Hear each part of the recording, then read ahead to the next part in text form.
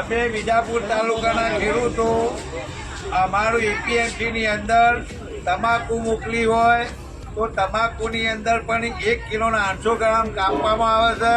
સાથે સાથે અમારો ખાલી બારદાન 30 રૂપિયામાં લાયા હોય તો એ લોકો અડધી કિંમત 15 રૂપિયામાં લે છે। 12 રૂપિયામાં 15 રૂપિયામાં 8 રૂપિયામાં એનું મન એ લોકો ઊંચો ભાવ હાલતા નથી।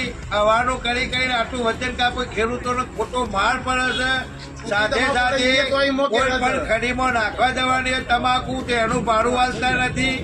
એપીએમસીમાં આપણે કપાસ લઈ ગયા હોય તો કપાસમાં પણ એ બીજી કોઈ જીન હોય તો જીનમાં 10 કિલોમીટર સુધી ખેડૂતો નાખવા મોકલે છે। એ લોકો માહિતીમાં તો એવું જણાવે છે કે અમે ખેડૂતને એનું વળતર આપી દઈએ છીએ, કોઈ વળતર આપવામાં આવતું નથી અને ખેડૂતોને ખોટા લૂંટવાનો ધંધો એપીએમસીએ ચાલુ કર્યો છે।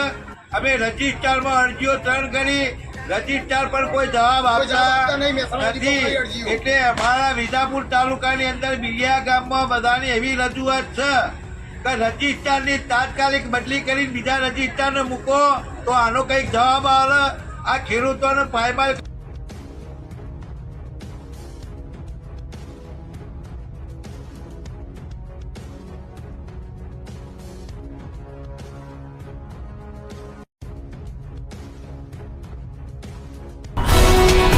ગુજરાતભરના તાજા સમાચાર મેળવવા માટે અમારી ગુજરાત નેશનલ ટીવી ન્યૂઝને સબસ્ક્રાઇબ કરો, બેલ આઇકોન પર ક્લિક કરો।